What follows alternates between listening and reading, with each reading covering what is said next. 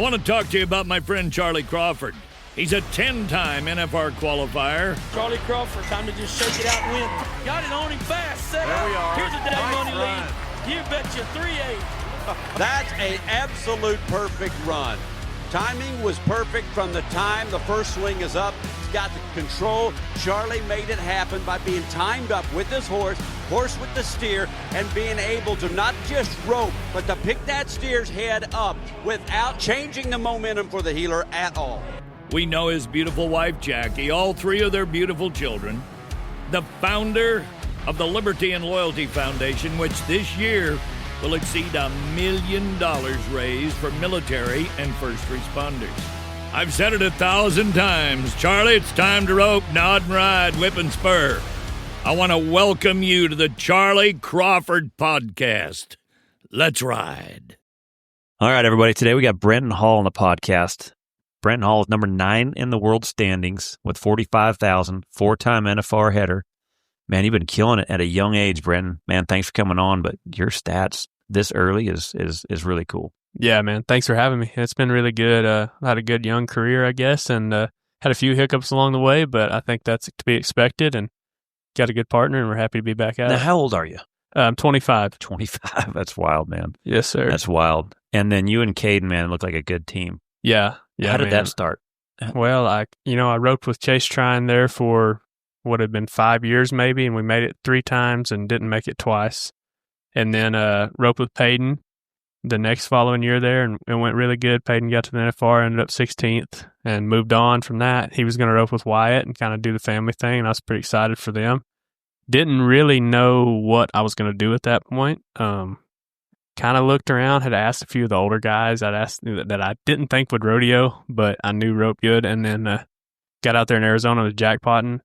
Jake Clay actually brought it up to me, said, hey, man, which I knew Caden had roped with Ty Arnold the year before, and they were really good friends, so I kind of assumed probably wasn't going to be any switching there. But I went ahead and asked him, and turns out that Ty didn't really want to go. He was happy to stay home. So it worked out great for us, and we started at with Ty, you never know when hog hunting season's going to start. Yeah, you gotta be careful with Ty. Hey, I'm not going to go, man. I guess it's a hog hunting that time. Yeah, Cody, man, the 4th, I don't know about that. Yeah, God, I ended up right up there over there by Kobe's, man. There's some pigs out there. Yeah. Well, I tell you what, man, that Caden's for real. Yeah, holy smokes, he heals good, and y'all's run fits, man. It really hits good. Yeah, it's been a good time for my career because I think it just trying to have a little more discipline, and then for the most part, the horses that I've got right now fit into that pretty good, and just setting things up. And she's fast and always free rolling. So if you can just kind of keep everything in front of him, man, they do amazing. It's funny too how horses and styles, man. If all 4 can fit. Man, it's easy. Yeah, it's fun. Yeah, you can do it without trying. Yeah, exactly. They talk about needing to have the horse on your team. Man, it's got to be on all 4 of y'all. Exactly. Because I've had some partners too, where I've had some, like I remember one year when Shay and I roped, he had a longer strided horse that fit good behind Bullseye. It was a longer strided horse. Yep. And then Patron fit his Good Horse Sports Center. Yep. And so we would send them horses together. Yeah. And but when we kind of mixed, it could work, but it didn't feel the same. Yeah. And so it's funny how that can work. And man, I tell you the other thing too is I always liked, but you haven't got there. He's only 25, but I enjoyed roping with the younger guys too because for one they wanted to rope. Yeah. And they were hungry. Yeah. And they were wanting to prove themselves, and it was kind of fun for me in the fact that like some of the guys that I had, man, you could tell that the talent was just as much on the top. Mm-hmm. A lot of the guys, like when Joseph, the last couple that got to the NFR, Logan, they all had the ability to be there. They just needed the spins to get the confidence. Yep. And I enjoyed that. Yeah. It worked great for me, honestly, because there was the unknown when I first started the chase. And then there was kind of like, hey, I think we might be able to do this. And then, there was the 3 NFRs back to back, and then there was the fizzle out where we didn't do any good that year. It wasn't either one of us' faults, really. I wouldn't say that it was his or mine. It was just a combination. We won a lot, honestly, just at the wrong places. Mm-hmm. We made good runs. Were good runs. You had to make good runs to win, but it didn't pay. It didn't pay $20,000 to win at that rodeo. It paid $2,000, and you just needed more. And so we were at a point where I felt like we needed to move on. And then when I roped with Peyton, I feel like the expectation was high for us, and I felt like we did pretty good. We could have done better, but that's part of life.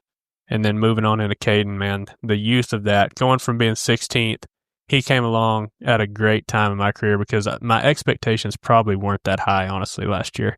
It was just, I'm going to go have fun and rope. And him being right there, just being so excited, getting to go, it made everything really easy for us. Well, I can only imagine, too, how much you had to get in a conversation of, you know, with Chase probably always interrupting you. Yeah, oh yeah. And big talker. You'd start a conversation, start a sentence, and you couldn't get 2 words out before he was talking. I know The first year we did go with Corey Kidd, and you did have that problem. We buddied with Corey and Caleb, so you did have that problem. But that's where Chase comes in, because someone's got to listen. Yeah. No, he's good at that. Hey, I tell you what, we were buddied with him a few times, and when we would get in the rig, oh my God, it's funny is like just knowing him on and off, real quiet, but in the rig, I bet we talked. I think we drove from Pendleton to Albuquerque. I think we talked the whole time. Yeah.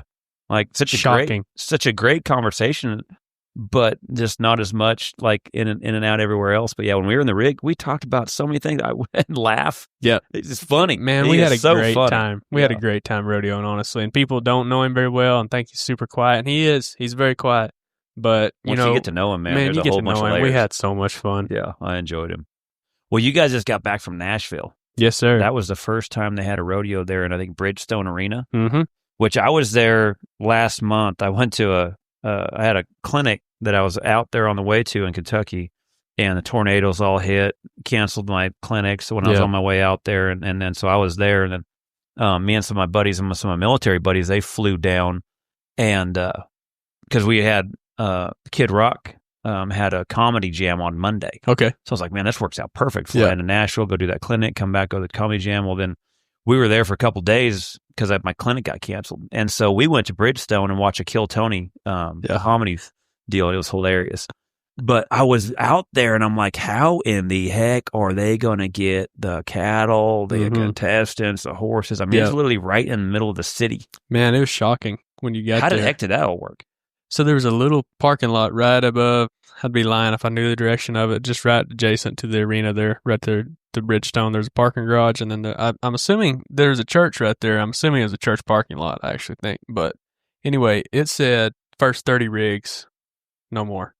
When we got in there, we got there a little bit early. We left a little bit early that morning because I didn't know. I hadn't traveled through that a lot, but I knew we was going through like Memphis, and then when we got to Nashville, I didn't know the traffic situation. I know Houston's traffic situation. I know you dang sure better not be running late at Houston. 100%.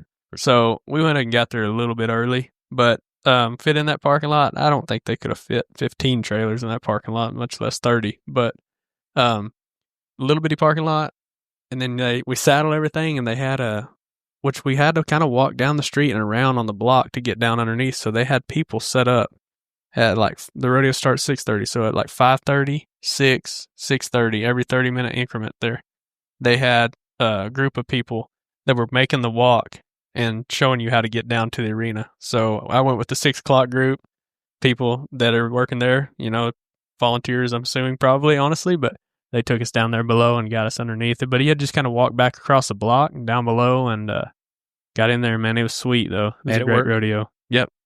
What, is there a place to warm up? Yeah, sort of.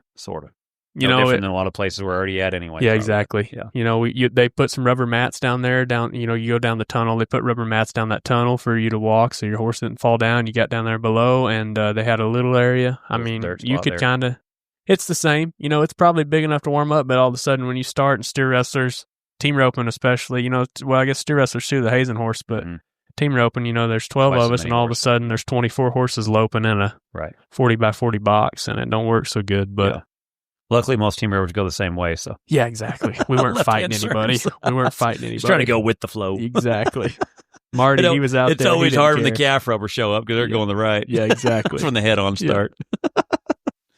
Man, I was talking to Luke Brown the other day over there at Parker, and he was talking about some of his buddies were talking about like Tim McGraw's he was saying that Tim McGraw had quite a bit to do with that rodeo, getting that rodeo going there. Yeah, man, I'd heard that. I don't know enough about it, but too, but yeah.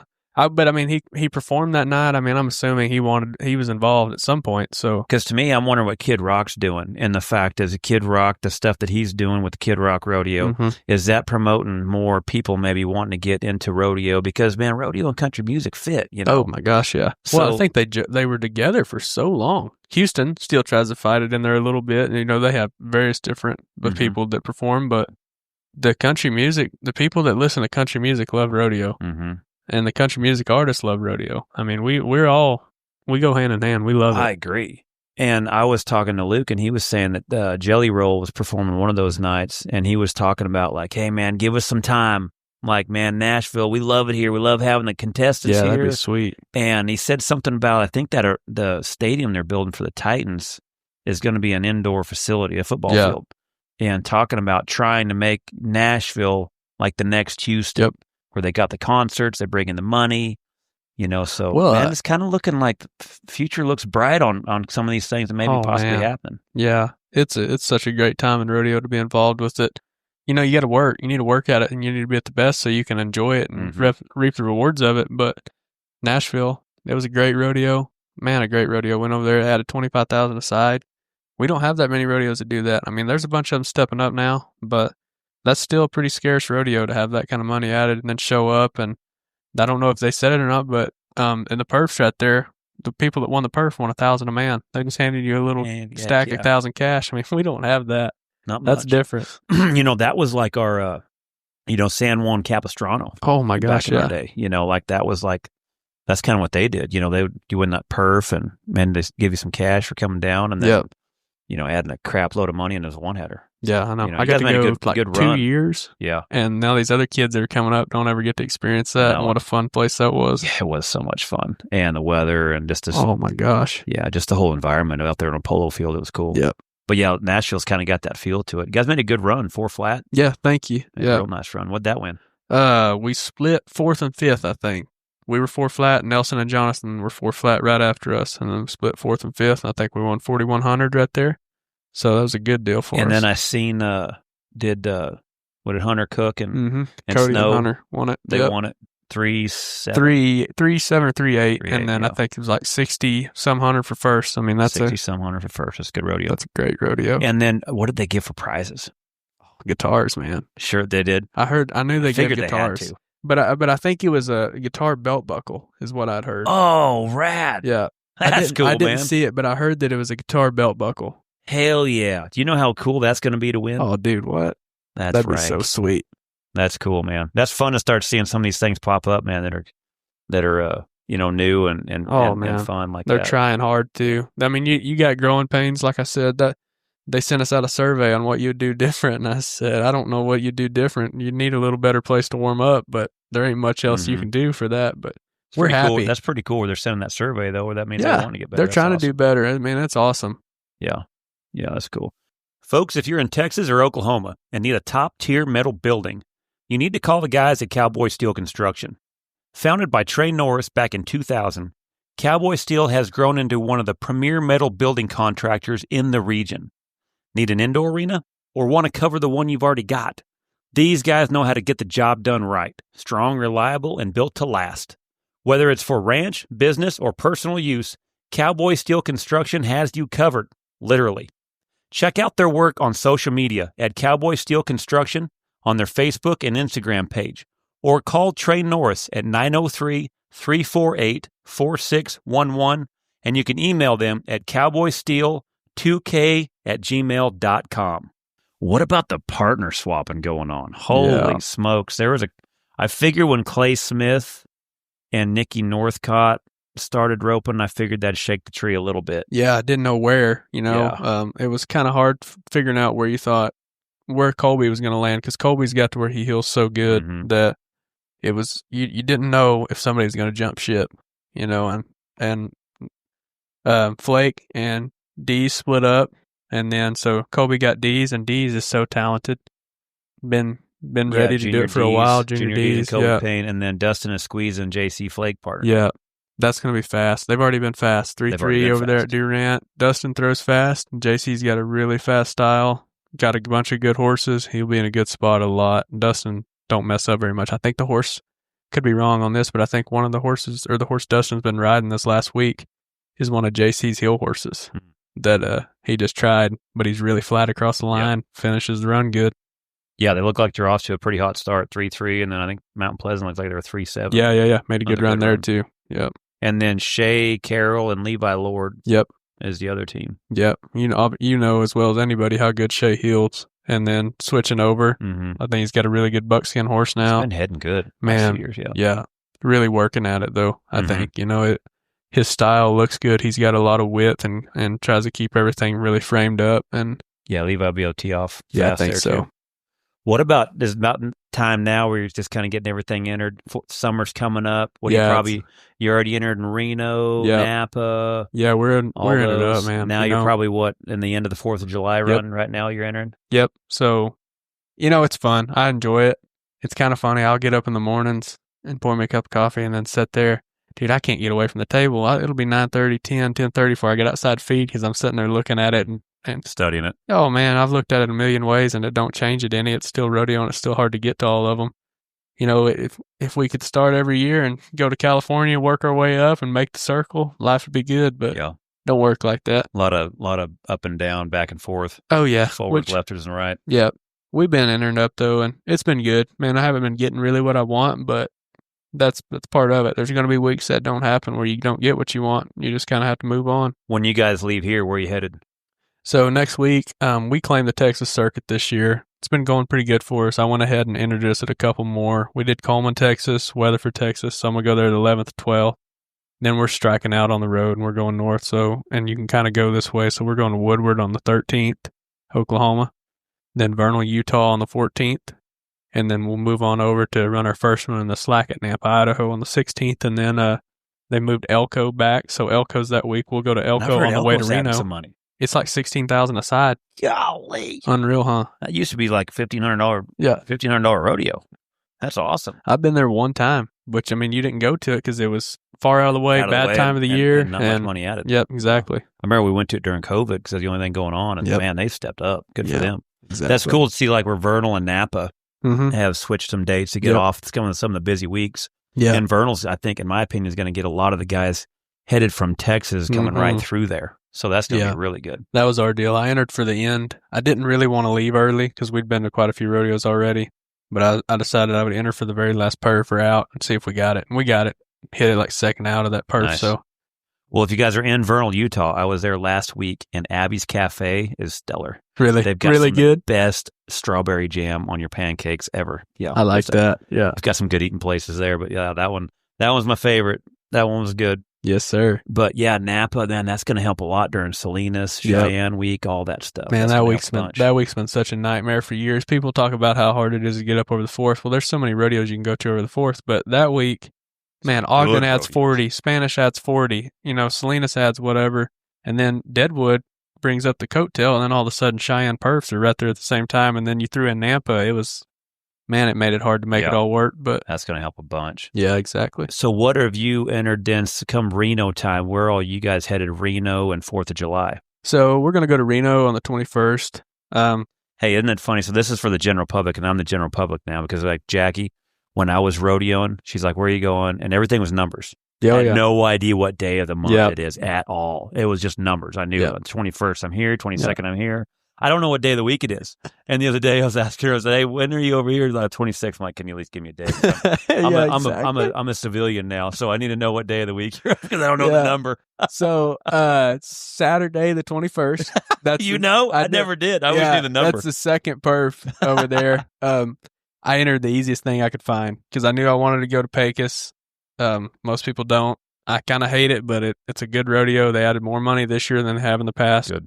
I got a horse that I think is really good in the longer scores, and I want to try to take advantage of those situations. So I entered it for the very beginning. So I entered Reno for the beginning because not very many people are asking for it.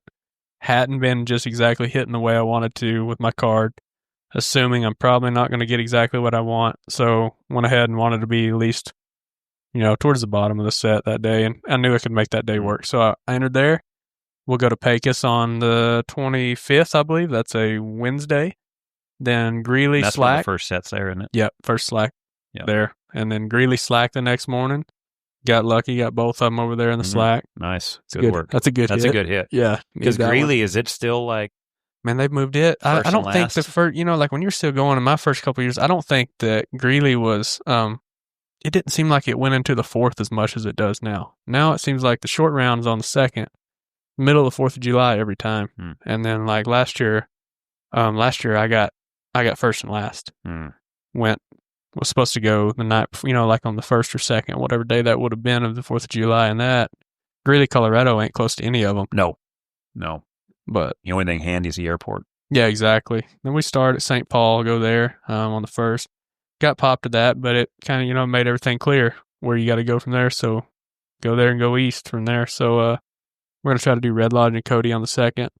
Cody, you still haven't entered Cody quite yet? No, we're good there. Sorry. We are Cody on the second. Red Lodge haven't entered yet. Yep. And then after down, now it's how you're getting, now it's what you're filling in. Yeah, exactly. So you can make that rodeo, but you can make that rodeo those nights. You can go perf to perf from Red Lodge to Cody. So we're going to try to do that. What about Basin City? Has that one hit your guys' radar? Yeah, I entered it for the 5th or out, and if I get it, it's honestly going to be a headache. Yeah, but because you're going to have to go back. Yeah, it'll be a headache, but it was that, the way they've done it this year, nothing wrong with what they've done. It's more or less the way that I hit made it hard, but the rodeos out west, for the most part, all finished on the 5th, like they went through the 5th. Well, the rodeos out east, most of them went through the 4th. Belfouche is the only one that goes through the 5th, and it's not as high up on some of our calendars as it used to be. But it goes through the 5th. Mandan, the Killdeer, the Dakota rodeos, the North Dakota rodeos, they're going through the 4th. So it made it a little bit tricky. I got drawn out of Mandan, got drawn out of Oakley, Utah.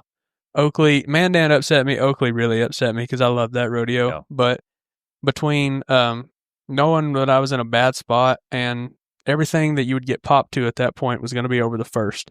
That's what's so hard for people to understand is like when you're entering for a perf over the 4th. Yep. Everybody's entering. No, there's never like a perf. You can't be like, that perf, nobody's going to want that. Well, then the circuit guys are there. They want that perf. Yeah, the slacks are at the start. Yep. And the perfs are like, man, if you hit it, great. But it's so hard to hit. You're mostly slacks unless your car just hit. Yeah, exactly. I haven't had Prescott. Is it? Yep. I'm going to do Prescott on the 4th. I entered it for the 5th. Once I'd got popped at Oakley and Mandan, I'd kind of made a decision that I was going to enter Prescott, and if I got popped to something, I was going to make it work because I needed to go to a good rodeo, and I like the 2 headers. Yeah. So the 2 headers, tours, I'm sure. Mm-hmm. Yeah, that was just a fun setup where you can go knock 2 down, be aggressive enough with smart runs where you usually always get paid. Yeah, exactly. And the turnouts there are usually always just amazing how many turnouts are there. Oh, yeah. There's so many turnouts there. Especially the middle of the week, man. There ain't nobody want to. Just a few circuit guys, but it seemed like the first 2 perfs was so loaded. Then after that, turnouts. Yep. And now like last year and this year, they have a perf on the 6th. So it's like everything's over. So you can, that one's loaded. So at least there's 3 spots. Yeah. Last year I went to I think 11 or 12 over the 4th.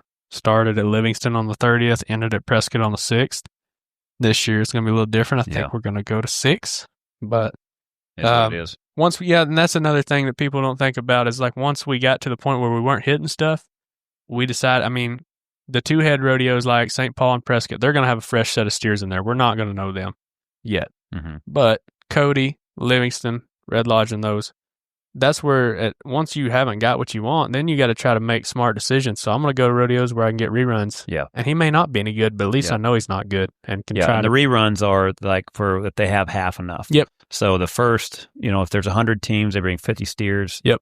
And if you're, in the last part of the purse, the last 50 runs, you're going to have a rerun. You're going to know what your steer does. Yeah. Which is such a huge advantage. Exactly. I agree. I think last year, couple last years, their Cody people have done pretty good on the first run, but they were really fresh, and they were almost a little dazed and confused. Yeah. But even then, I'm still okay with taking the second run and having an idea of what he did the first time. Now, what about Calgary? Has that been something that's been on your guys' radar or not? Yeah, I've done it every year so far, actually. The one year I didn't do it was maybe 21, whatever year, the first year they had it actually in Calgary. The first year they had it, they did it right there at the end of the year at Ellensburg. It was a wild deal. They had it like a 7 a.m. that morning or something weird, and we run 2 steers before the actual slack at Ellensburg, and they counted that. And then, but the first year they had it, me and Chase were dead set that everybody that was using those fake COVID cards was going to get caught at the border, and we thought, we'll let them get stuck at the border for a couple of weeks, and we'll beat them down here rodeoing in the States. Well, they didn't. Yeah. Nobody got caught, and it was ridiculous. We had a silly plan, but he came up with it, and I was on board with it. But then I've went the last 2 years, and me and Peyton drove up there the year we went, and then last year, Dawson Graham, the Graham boys, he's got a yellow horse that's just real flat and easy, and I just flew up there and mounted out last year, and we won, I think, third last year, and we won 6,800 earnings, and then when we got back to the States, it's 3,500 or whatever after all the taxes. Yeah, exactly. People don't talk about that. They talk about the conversion rate, but then they don't talk about the taxes. Yep. And then in Canada, they have the insurance policy too that takes a little bit out of it. So, yeah, well, Trudeau's got his hand in a little bit of everything. Yeah, exactly. I think it's cool that the breakaway made it to the purse. Yeah, got the money. Man, that's cool. Awesome, ain't it? That was a good win for them. Yep. I think the fact that the breakaway's going through what a lot of the team ropers went through in the 90s on down, even early 2000s. I don't think I don't know, it was around 2000-ish. I'm not the historian, but I think they finally got equal money in the team roping. So, from the time it was up to then, the fact of how long it took team roping to get where it should be. Yeah. Breakawayers are going through that. Now their stuff's speeding up. They're hitting a lot better. And the fact of it in the last 5 years, it's amazing how much they've grown. Yeah. Now they're in the Calgary during the perf, which is awesome. Yep. Now their fight is now can they get in the Thomas and Mack, the NFR. I don't know how that battle's going to go for them. I'm pulling for them. I don't say never, but there's definitely nothing in the talk right now. That's for sure. No, but for team roping in Calgary, I don't know what the resistance is for not having team roping in that spot as long as it's been up there. I went up there a few years and rodeoed. I made the Canadian finals the first year I rodeoed, and we've been up there and been around it.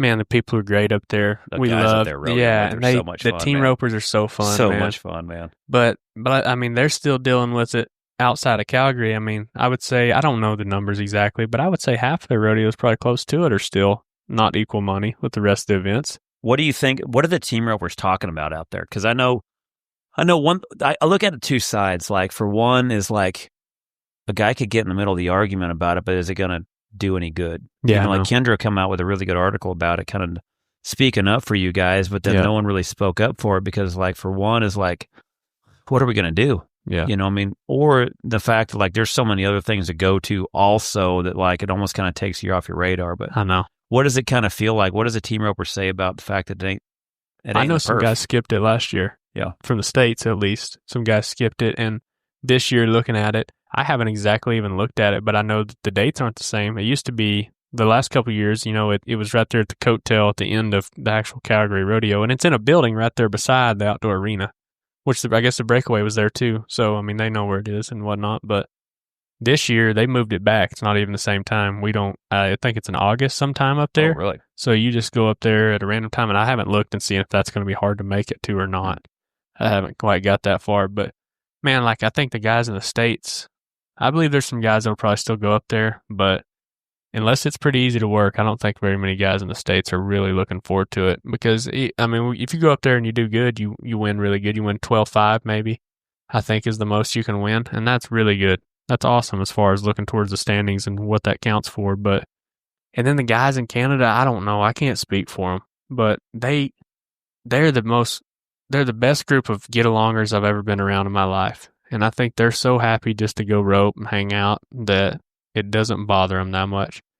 And that could be so far from the truth. But on the surface level, not being up there in a few years, they seem so happy just to be going that it doesn't bother them that much. Yeah, it just seems like it's such a slap in the face for the team ropers that bring in. For one, the problems that I have with it is PRCA. Because here's where I'm coming from with it. Team roping has the most membership in the PRCA. Yeah. So this is a PRCA rodeo that's approved. Yeah. And they're going to allow their strongest base of membership to get kicked in the nuts because they don't like team ropers. Wasn't Kendra? I mean, I didn't read it all, but didn't her article speak about that? Like the she membership has a lot numbers. Of the stats. Yeah. She has a really good article she has on that. Yeah, exactly. But to me, like that's kind of my problem with it is the fact that I mean, you look at the economic impact of what team roping creates in the Western industry. It's huge. Yeah. And so to have the discriminatory towards team roping for whatever reason. Yeah. If you're going to go doctor a cow out there in the Wild West, man, are you going to jump off your horse and throw it down? Or are you going to go ahead and heal it? You know, so I mean, you can't even say it's not even a Western event from something that's from our past. Well, exactly. And if you're getting into the people that don't want to see, rodeo go that way or with the cruelty side of it, I mean, if there's something that would be less harmful on an animal than anything, team roping, that's pretty easy. Exactly right. Now, there's something discriminatory towards it. I know they used to call it like the Clown Act. Yeah, but I just don't know why. I don't know what originated. Well, and it's not just the PRCA. Team roping is huge worldwide. Mm-hmm. It's not Absolutely. just the PRCA, the economic impact of the industry is huge. So it just kind of sucks that it's not supporting it up there. I don't know what it is, but happy for the breakaway. That's going to be rank. No, like I said, I'm super happy for him, and it's something that I'm even trying to go up there this year. I've never been there. Man, I've heard cool. The perfs are amazing. I didn't get to watch a perf because our deal was, awesome. Our deal was a one night every time. Theirs is, I think, a 3-day. There maybe 3 perfs, I believe, if I'm not mistaken, that they get to go the first time. Yeah, I've heard the rodeo's unbelievable. It was huge as far as just seeing it. We just seen it from. It's just right over the fence from the little building that they pack us in right there. But. So your wife, being a breakaway roper, is she going to be going up there? No, not in Calgary. We were just a little bit out of the qualifications on that. Yep. She was struggling a little bit this winter trying to find a horse she got along with, and I think she's got a good spot now. She's got a sorrel mare she rode at Houston, went and did pretty good on, made it to the final day and broke a barrier there. It didn't go her way the final day, but she roped really good on it and got a lot of confidence. I think her biggest deal has just been finding confidence. I think it was a little different for me than her as far as we don't think about it, but I was from Oklahoma, being right next to all the Texas people, then moving down here at a young age. I was around the same people I was competing against as soon as I took off rodeoing.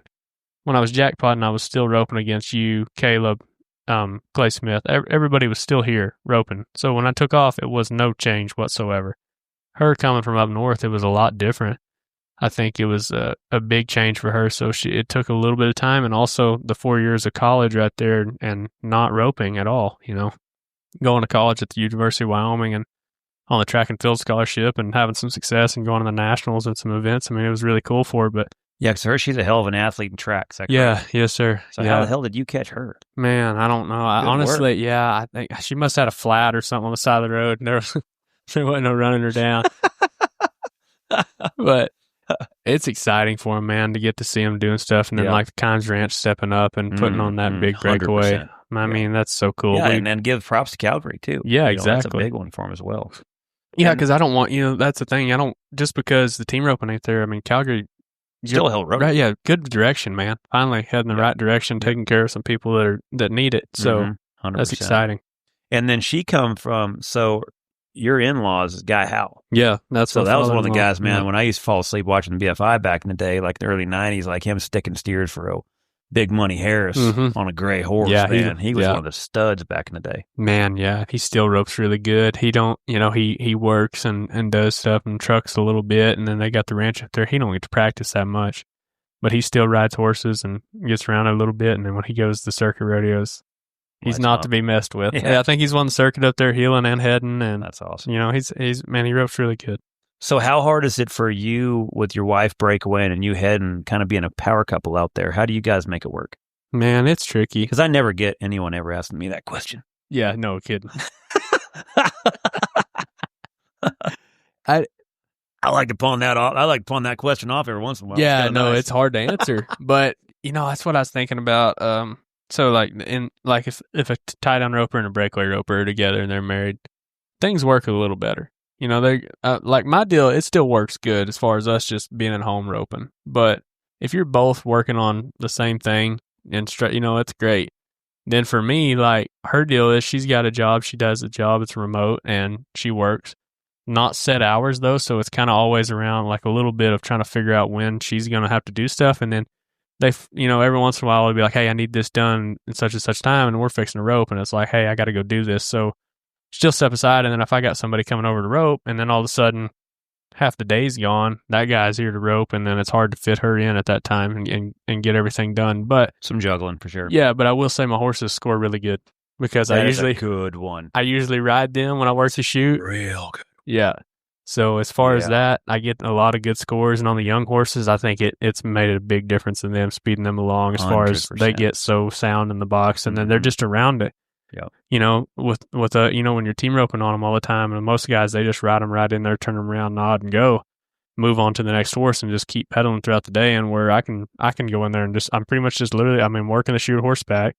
Even if I'm not sitting in the box, I'm working them around the ground, and it's good for them. But yeah, getting that safe space and that release right there in the box at all times, and even like say having the full speed of that.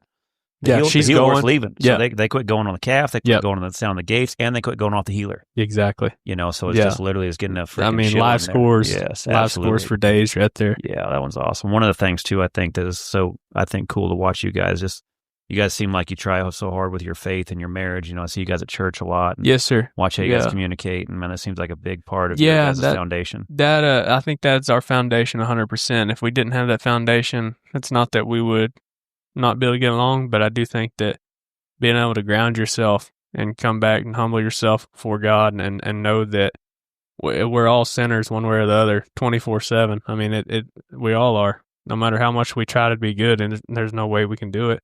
So with her and I, man, it's been awesome being able to self-center our relationship around God. And then, man, I was so fortunate. Not only she's just a bombshell hot, and I'm happy to be with her, but on top of that, bombshell hot. Yeah, she's man, she centers me so much, and is always the first one to, when I don't want to hear it most of the time, to settle me down and point me back the direction I need to be headed in. And that's not her pointing me a direction and saying that you need to do this better. It's her pointing me back to God and saying, look at it, look at the word and see what it's telling you to do. Yeah. I've heard some of your friends, there's a difference between your friends, your pals, stuff like that. You have another term for it, but like your friends, on one hand, I've heard the term admonishment, as I heard that like your friends or your wife comes from a good place, the admonishment, like with the definition, what someone told me that was like admonishing is telling you what you need to hear, and it's going to hurt. Yeah.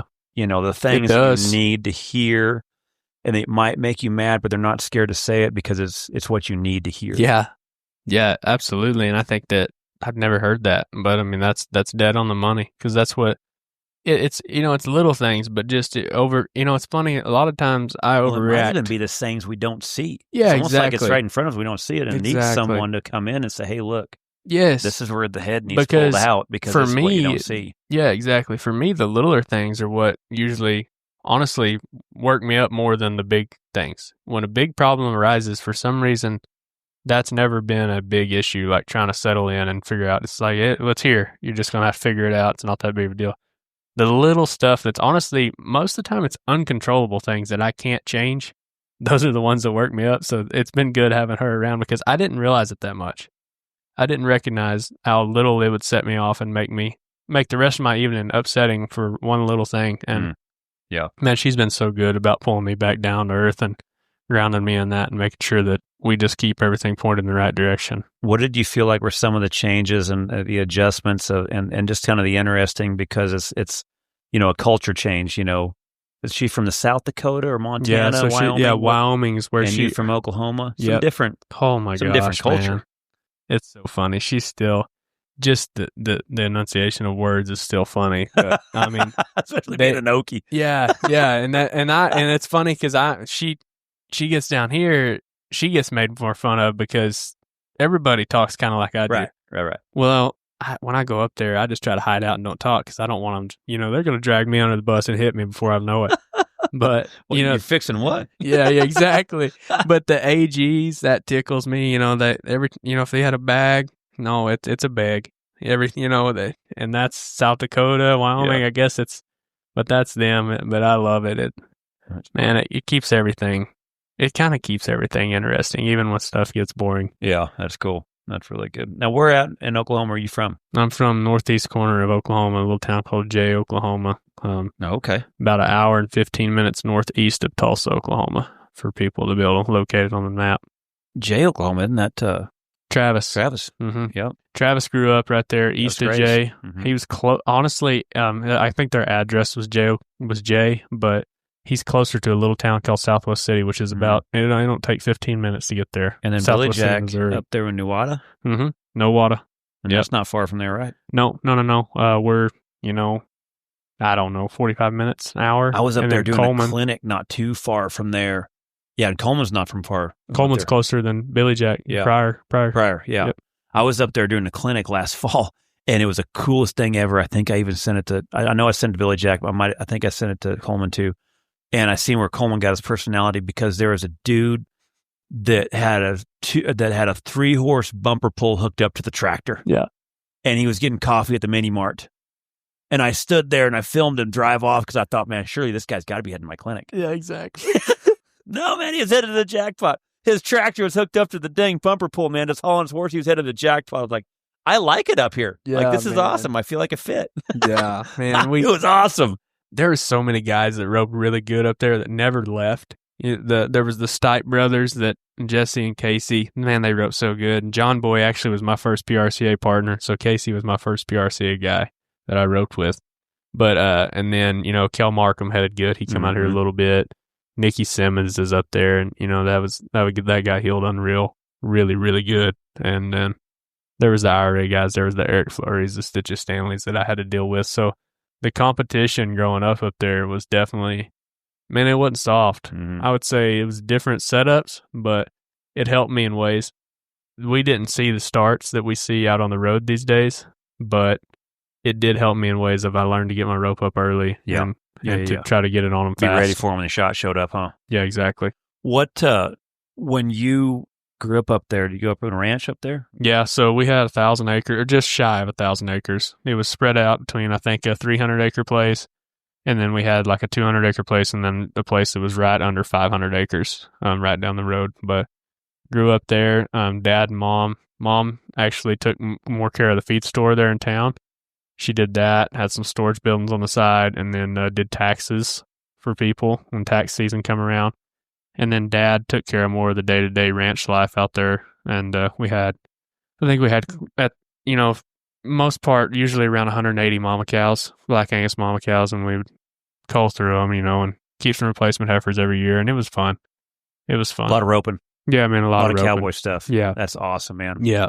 So much freedom out there. Yeah, there is. We, I got to, when I was growing up, I didn't team rope that much. I roped calves a lot. And the place that we lived on, there was a hay barn right there. It was only like the actual width of it, I think, was only 25 wide, but it was about 100 long.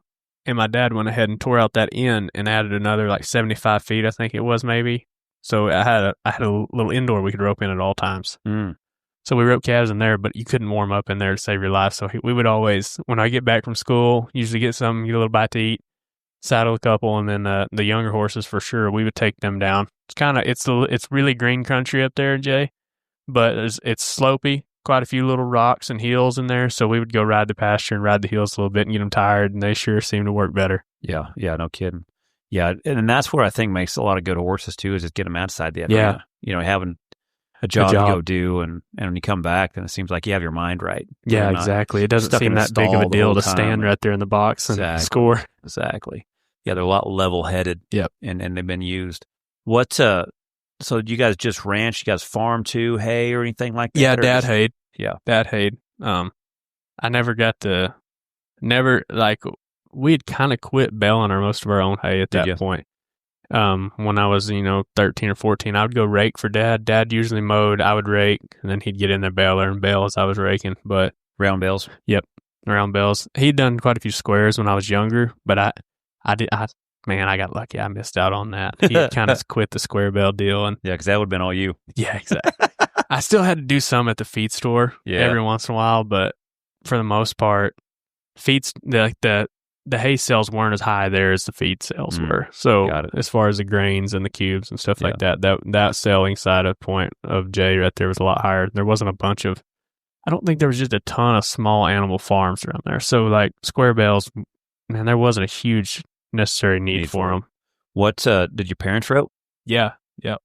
So when did you start team roping then? So I grew up, we had an outdoor arena.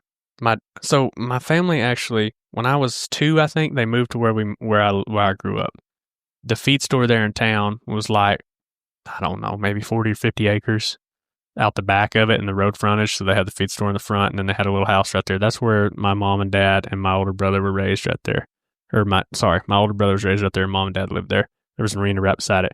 When I was probably 9 or 10, they took that arena down from over there and moved it out to where we live. It was a panel arena with a steel pipe lead up. And they cut that lead up out, bought some bigger pipes, slid it down in sleeves over there, and we put it up over there where my mom lives now. But we team roped a little bit, but man, the ground was rocky up there. It was so rocky. My dad had a deal. He would always make you pick up a bucket of rocks before you rope. Llano. They bred after every rain. Yeah, I think they bred under the ground. No, they're awful. After every rain, they just pop up. But same thing, yeah. So we had a bunch of rocks, and we'd hauled in dirt into the little calf lane. And I really was more of a calf roper at heart anyway. I'd healed a little bit. I'd pretty much just roped enough team roping to be able to rope at the junior rodeos. And that may be once a week team roping, but that would probably be stretching it, honestly. I had some horses you could heel on. And my dad had a couple head horses. He had quit rodeoing Mom and Dad quit when I was born. They took my older brother Dylan with them when they were rodeoing, but Dad mainly an IRA rodeoed, amateur rodeoed, and then he went to the Feist a couple times, stuff like that. But then pro rodeo wise, he mainly just bust. He would go steer trip at the pro rodeos, and he went out there and did that a little bit. And he if he'd run 1 3/4 way down the arena, he'd make a hell of a run. Yeah, he got it on one fast. He got the fumble fingers pretty easy on him, but so I roped calves right there in that little building. It was good. And then I think when I was probably 14 or 15, it was around the time I got the paint horse. When I got the paint horse, that's when team roping took a big stride in my life. And I was mainly wanting to heel. I can't heel at all. I wanted to heel so bad. It's so much fun. But we actually had a roan horse right before the paint, and I would ride him and head on him, and I never missed. And it wasn't that I roped him fast, but it was just naturally really simple for me to put it on the horns. So they were pushing me in that direction. Well, I bought the paint. Well, we were heeling on the paint. That's what I bought him as a heel horse. And then 8th grade, the kid I was heeling for in 8th grade, he broke his arm, finished out the rest of junior high rodeos. I found a kid lived right down the road. He went with me. I headed for him.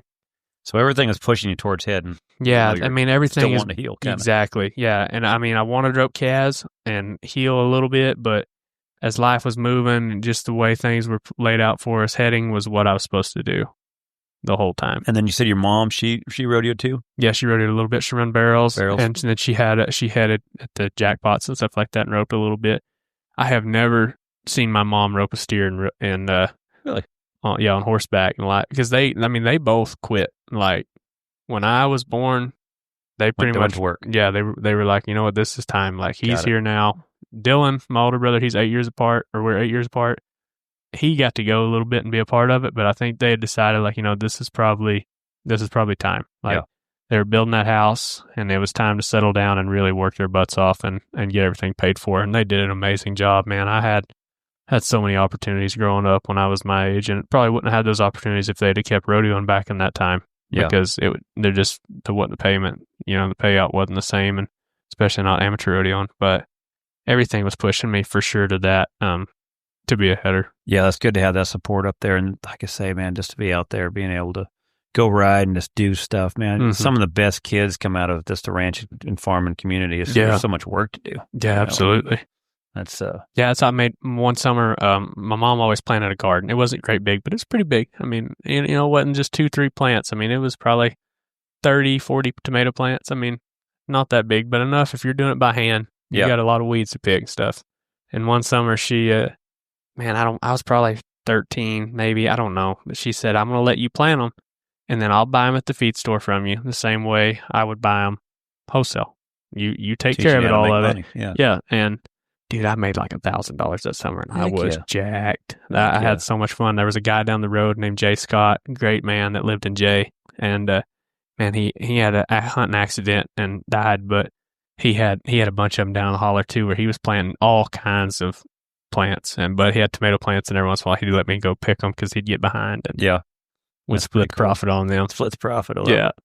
I love it. What? So when did team roping really start striking then? Like now you got the paint. Well, you started with jackpots or what? Yeah. So the first U.S. roping that I went to was, and I want to get all this right, and I've told it a few times, but I want to get it right. But I went to where Worley's from in Arkansas. Man, I've only been to one roping there, but Northwest Arkansas right there. For some reason, that's not coming to my brain. But went over there, roped in. I don't know how many ropings, but I placed good. Mm-hmm. I don't think I might have won one roping, but I placed good in probably 3 ropings. How old were you then? And I was either 14 or 15. High school. I was right there around my freshman year. My buddy that lived with me growing up, Ethan, me and him went over there together. He healed, and he caught pretty good healing. I think he was a 4 or 5, maybe, and I was a 3, and we went over there. Well, we went over there and did pretty good. Berryville, Arkansas. Oh, It's where Worley's born and raised, is Berryville, Arkansas. But won pretty good. Well, man, we didn't. Week and a half, we get a call from the U.S. and they're like, "Hey, we're going to raise him to a 5." And my dad's on the phone. He's like, "Hey, man, it's just one roping. Like he can't. We don't know. You know, he needs another chance." So they said, "All right, we'll just do a 4+."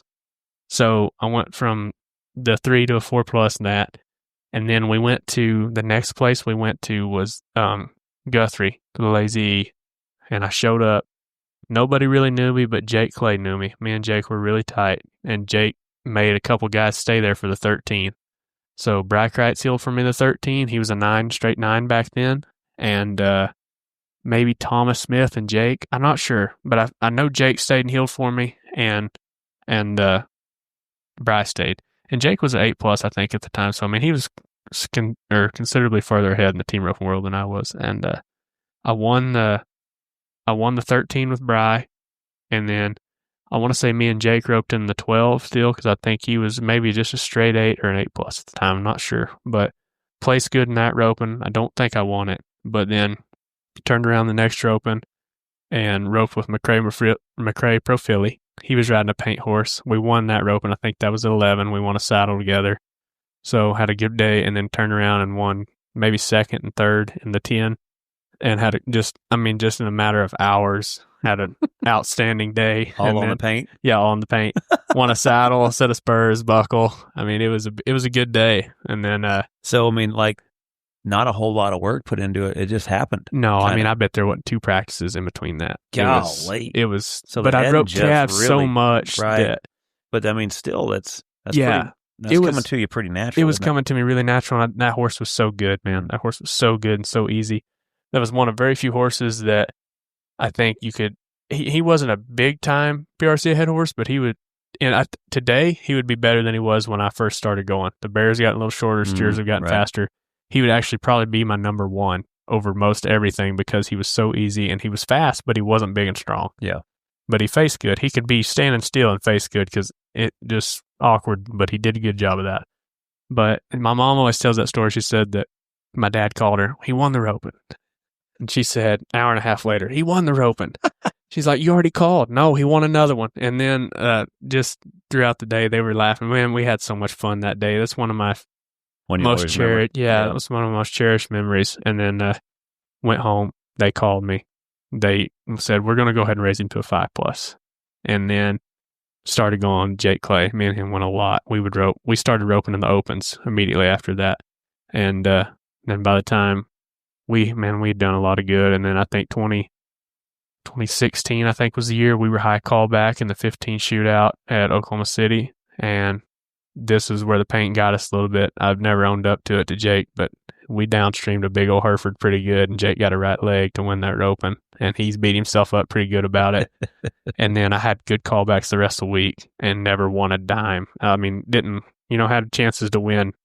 Probably had 3 good chances to win good ropings, the shootouts at OKC back when it was big. Mm-hmm. And then I won a shootout, and I'd already used all my runs.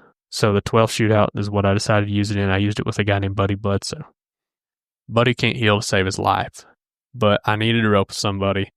He had an opening, and we won that 12 roping that year. But then following that fall, me and Jake won the 15 at Vegas, and so we got him back. Yeah. But then they raised me to an 8, after that roping. And how long was that span from when you were 3 to an 8? Man, I think, this is where I don't want to lie and sound crazy, but it was 8th grade, so I would say I was probably 14 when I first went to that roping. It was that summer, so it was in between my 14, 15-year-old year right there. And then I was an 8 when I was 17. That's so pretty short. Whatever. Pretty short amount of time. Yeah. That's pretty cool. It happened pretty fast, but I mean, that's where I think once I started going, like after the first one where I won all those ropings back to back, we really started roping. That's when we went and Dad got me a bunch of sand.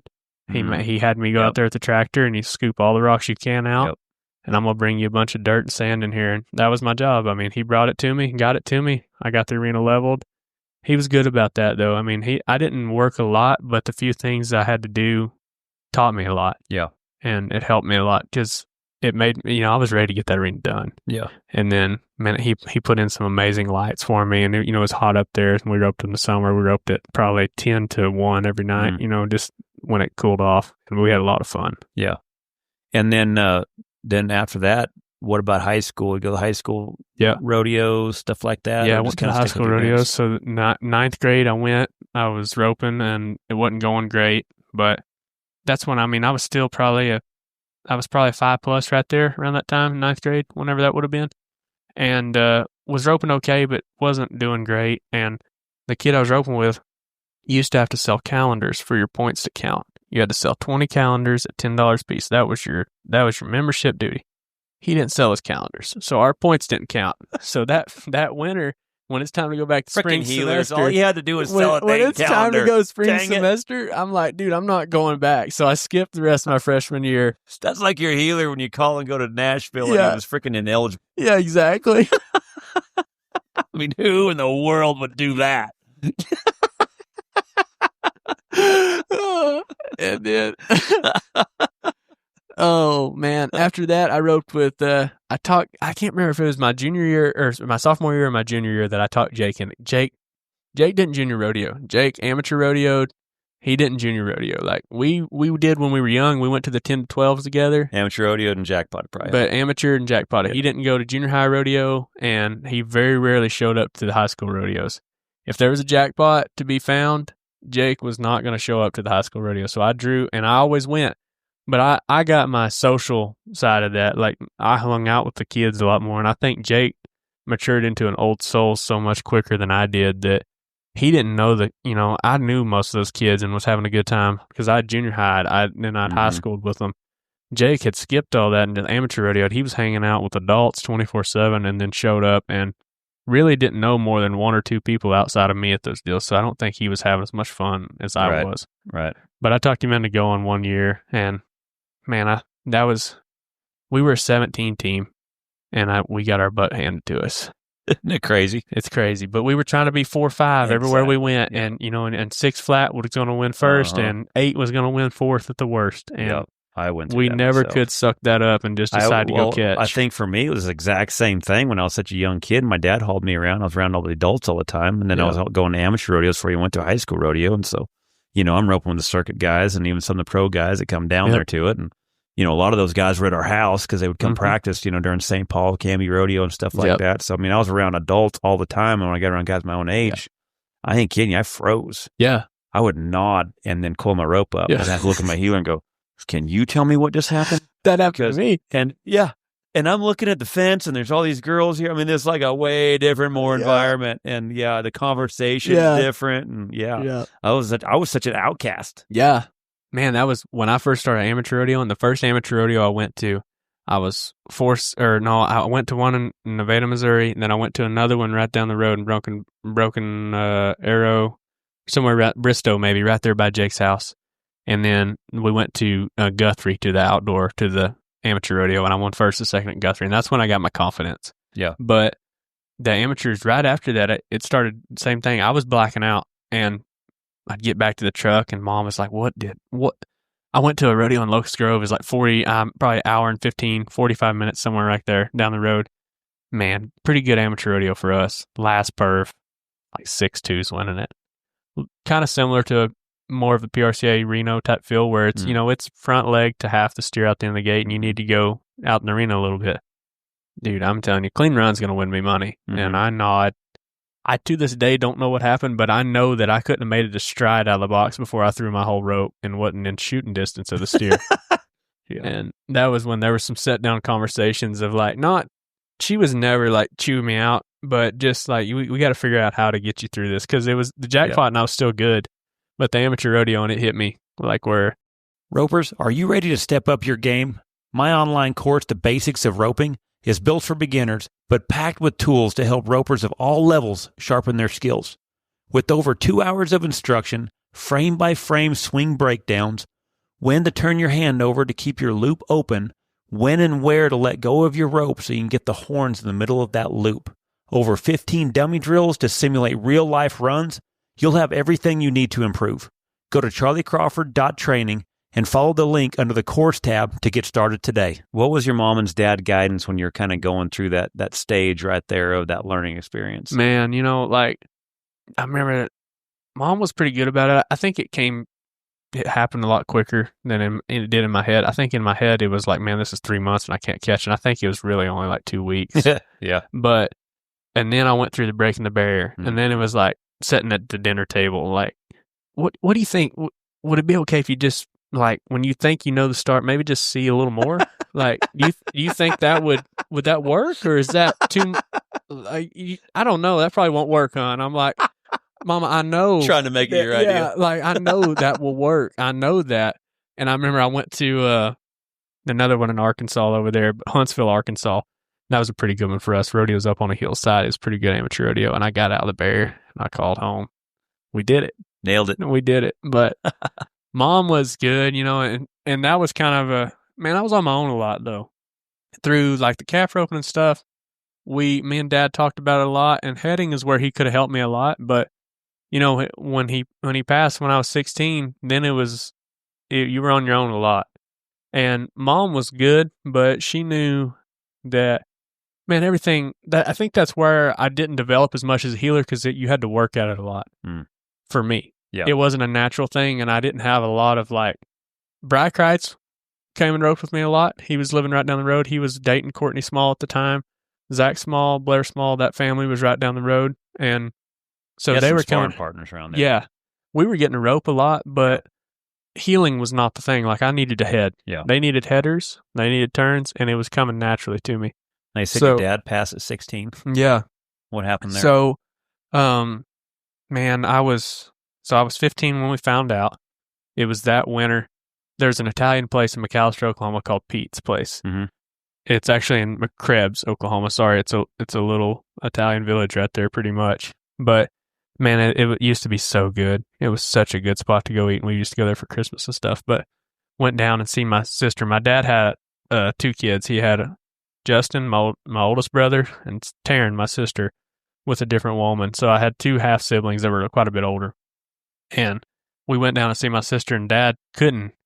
Dad had a good appetite, but he couldn't eat that night, and it was like, man, we've waited. We haven't ate here in 4 months. You're not going to eat? What are you doing? Something ain't right. Yeah, what are you doing? And he said, man, I just ain't been feeling very good. And, I was 15 at the time, didn't think much about it. And then come back, and I believe it was either January or February. I think it was February, but he went to the local clinic there. We had a little Indian hospital there in Jay, and he went to the local clinic, and they sent some tests off. I said, man, I think he's got kidney cancer. I was like, okay. That hit hard, because just not knowing, that one shook me pretty good. Then it was like, well, we need to go somewhere better. So I don't remember. I think they may have went to Tulsa next, which was a quite a bit bigger hospital. Started doing some tests, and then they were like, hey man, this is quite a bit worse than we're expecting. We need to do a few more tests. And we're thinking, I mean, it had just spread all over at that point, but it originally started in the pancreas. So he had stage 4 pancreatic cancer, which is the same thing that Louis Field died from. It's I don't know everything about cancer, but I do know that life expectancy, if chemo works, is 1.5 to 2 years at the most. So that's if chemo works. So that was kind of that would have been earlier on in that spring, that summer. And man, it was quite a bit different, but there were some families around there. Like, there's a family I haven't talked about yet. There was such a good friend of mine growing up. His name was Griffin Passmore. They were not really super, like, his dad was not a big rodeo guy, but Griffin's in-laws, he had some cousins. He had a cousin that healed good named Tyler Hutchins. And they were kind of getting into rodeo, so Griffin and them, they were trying to go into rodeo a little bit. Well, I would go rope with Griffin. It was 30 minutes to his house and 30 minutes the other direction from my house to go to the Flying Cow Arena. That was where the Smalls roped, and then Griffin had the covered pen at his house. So they would all come to my house when it was dry and wanted to get outside, and we would go to their house when it was, when it was wet. I'd go to one of their houses. But Griffin and his family, Jamie, Leisha, they took me, and we went to the Indian rodeos because I could go to the junior side of the Indian rodeos. We went to those and some jackpots with them. And it was close enough down the road. Mom could go drop me off. I could go ride with them. And I went with them quite a bit when I was of that age, before. And then Mom and Dad were having to fly back and forth quite a bit to the Mayo Clinic and getting some tests done. And then I don't exactly remember when I was told, like, hey, chemo's not working. So it was like, that was the gut punch of like, well, now we got months at the most. Right. And that was like, I don't exactly remember that moment. I remember exactly where I was when I found out the first time that he had cancer. I was right there in our little calf lane right beside the feed side of the barn for the calves. I remember that 100% without doubt. And then I remember, like, I think I was gone. I actually do remember that. I was at Fort Smith, Arkansas. My mom called and said the chemo's not working. She didn't want to, I don't know. I don't think she wanted to wait to tell me. But Dad was still around a lot. He felt terrible, but I had the best father there's ever been in this world, and that's the only thing I'd fight you to the death about. I'm not a fighter, but I'd fight about that one. I'd stand on that one. But he didn't feel very good, but he tried his best to do everything he could still. And we hung out still and spent a lot more time in the house around that time which this is another thing that I skipped over, but they'd made the decision after 8th grade to homeschool me. Mm-hmm. And, it was a big decision for our family because my brothers, nobody else had homeschooled. But I thought it would help my roping, and I wanted to get away from school. I was done with organized sports. I played basketball, run track, stuff like that just to kill the time, but none of that was ever going to take me anywhere. And looking back, I got to spend those last 2.5 years right there going to school. I'd go from 9 to 12. I'd kind of work in the house from 9 to 12, and then I was with Dad the rest of the day. So, man, I got to spend a lot of time with him right there. But then, what a blessing! Oh yeah, that's that's the things that we just weren't wasting so much time. That's at school where exactly you get your schoolwork done, but then go be a man with your dad. That's awesome. Yeah, it was a big time in my life. Man, that's where I think God has a hand over everything. Mm-hmm. No matter how you're thinking about it or feeling about it, God's got a hand on it, man.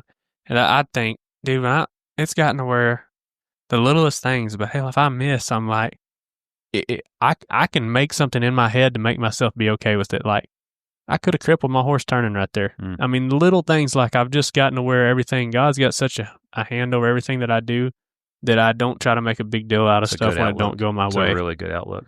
But I think it happens when you've been thrown under the bus and you've been hit and run over a few times. And losing your dad at that young of an age too, man, that's hard. That's real hard. Yeah, it was, but he instilled some good stuff in me, and I made mistakes after I was out there on my own. Everybody's going to, but the values, the values that had been instilled into me, they were there. They were at the core, and I think that was so important for me and so pressing for me is that I knew I had good core values at my core, and if I ever did stuff wrong, it ate at me big time. Yeah, it really ate at me, and that was I'm so happy that was that way.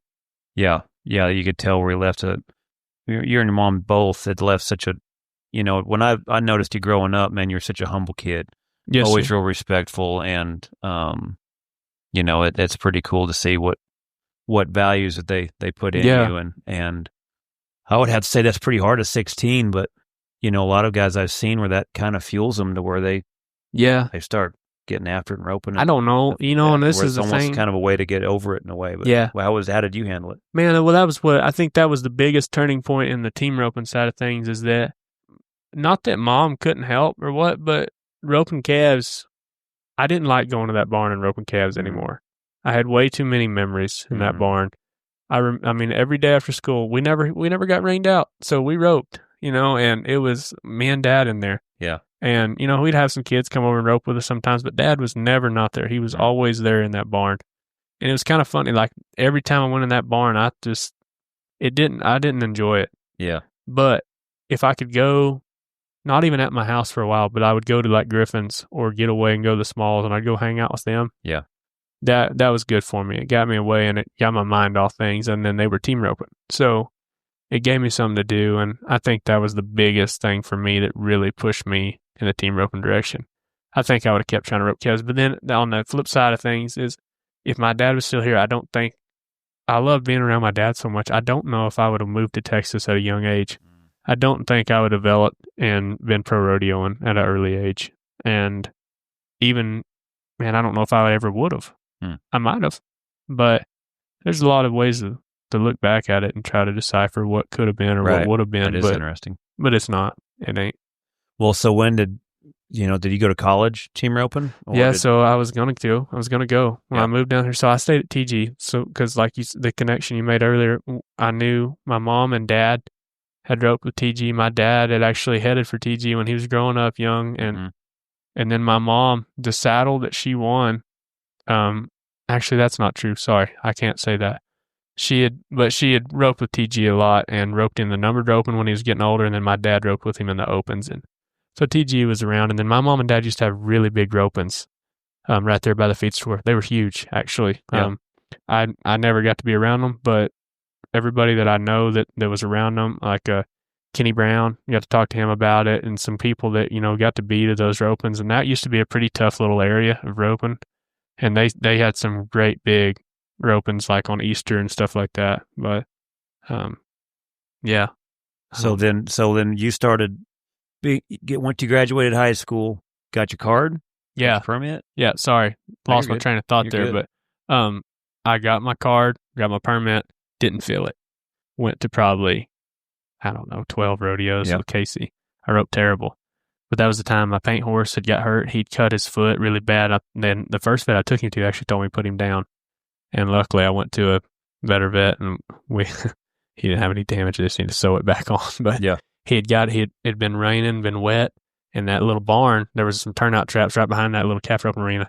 And he'd run up in there and got his foot. It had been soft, and his foot went under the sheet iron. And when it come back up, that sheet iron just shredded it off. I mean, cut his foot up bad. How'd that happen? And so that was a time when I was roping, and I didn't have a horse I liked that much, and I did not feel my permit. But I was bouncing back and forth between Texas, TG's, and Oklahoma. I went ahead and moved to TG's, stayed there that winter. Jake Long was there, being around him quite a bit. Him and Chase are pretty good buddies. He texted Chase, or told Chase that, hey, you might want to give this kid a chance. Chase was at a weird spot in his career. Didn't really have a run. I would say, assumingly, kind of like where I am was with Caden, where younger kid, had a lot of ability.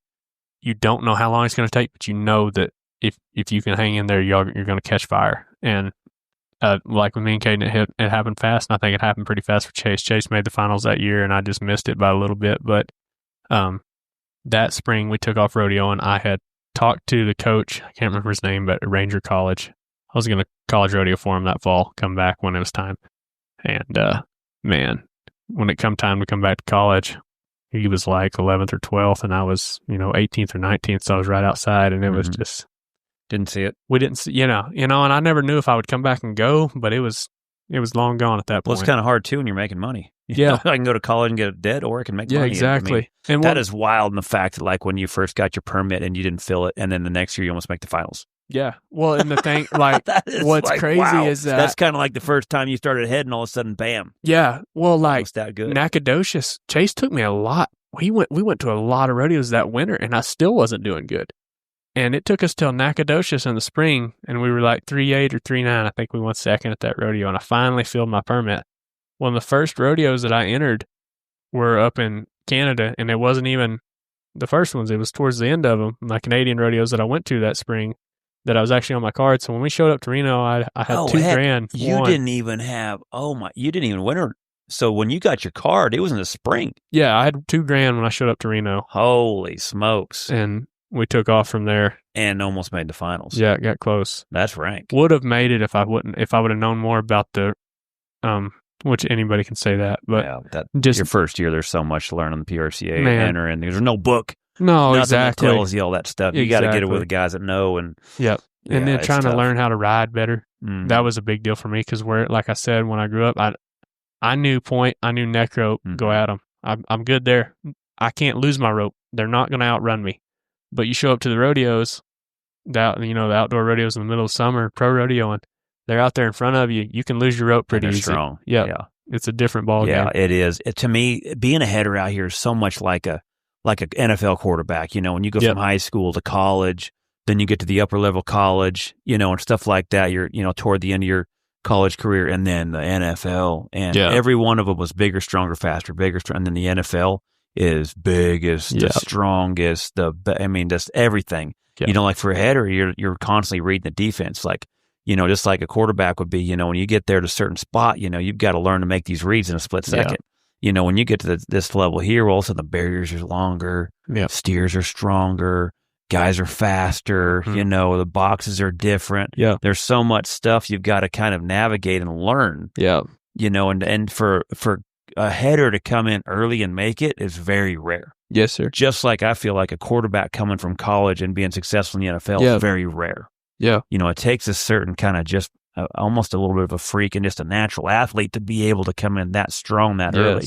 Yeah. So it's pretty damn cool to be able to come in there from that where you were to almost dang near making it. Man, it was special. And that's where I was blessed early on with like the paint horse like I talked about. And then I had Time Bomb, the bay horse I got from Courtney Small. Courtney Kreitz now, so that'd be Bry's wife. But I got him, and man, I loved that horse. I got along so good with Timmy, and that's what I rode. I rode him until last year. It was the last year I rode him. But the horses I was getting on that's what made a big difference in it. I always had good opportunities, but then it was just learning. And then I felt like I feel like team roping's changed just the past few years, but I felt like I went from the first year throwing every time, not knowing how to ride my horse. By the end of the year, could not get a dally if I wanted to. I went to Puyallup. We just won Lewiston. We went 4-1 at Lewiston. I think 4-9 1 second. We were really heating up. Mm-hmm. I show up to Puyallup, tour finale. This is where I get a chance to really get myself where I need to be. Mm-hmm. Can't dally. I mean, run all the way 2-1. Cool back. What would we consider all the way 2-1 for us? And I mean, can't even get close to sniffing the horn. And then I come back and I rodeo on him for 6 years after that, and he's never been tight since. So it's it was a big. It wasn't learning him. Curve. It was a lot me. But that was. The horses, having good horses was a big part of it. So then the next year you make it? Yep. Next year I made it. Yep. Did you guys make it a couple years in a row? Yeah, made it 3. So we went that year, then we made it the COVID year, and then come back in 21. COVID year was tough on us. I snuck in. I was 15th in the world COVID year. And then, but I remember that first year you guys made it. You guys, we got it on. Lit them up. Yeah, it was just good. like how your whole story's been talking. Your first NFR did not look like your first NFR.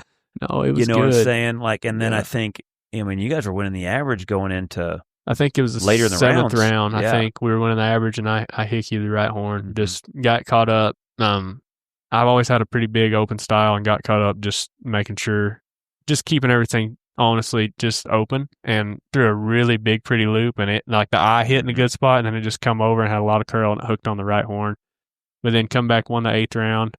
I remember you bounced back fast. It was good. We come back and it was good to us, and then placed good in the 9th round, and then coming into so we ended up winning second average coming into the final night. A lot of people won't know this, but Chase, if he catches that steer, which he did heal him, we had the one we wanted, and it, and a lot of people, some people don't know, I guess, but that set of steers the 10th night, they've been roped 4 times. Mm-hmm. He had 3 extraordinary rounds on that steer. I mean, he was amazing.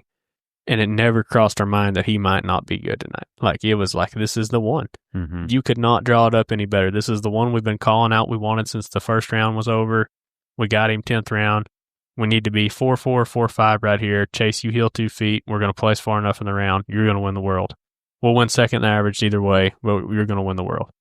And, man, got a good start, and that sucker stopped, cut underneath me, and Chase heeled 2 feet. And I could see it come through the left leg because he got behind me, and it was a weird angle. And I thought he did it, and I faced, and as I faced, I never seen it, but he slipped the right leg as I faced when we were 4-3. But that was, that's a big first That's a heck NFR. Of a first NFR. Yeah. Holy smokes. That's like your first your U.S. Open. Yeah, exactly. it came on strong, man. It was good. That's awesome. Yeah. That's really but then cool. What was it like? What was that first one? For one, you dominated. That's cool. That's every rookie's dream. Oh, man, it was so nerve-wracking. And that's the thing. I've had a lot of stuff early on in my life that made perspective on things easier because it's not, as much as I want to say, man, the NFR, it was like, oh yeah, there's nothing any better. I know there's something better out there still.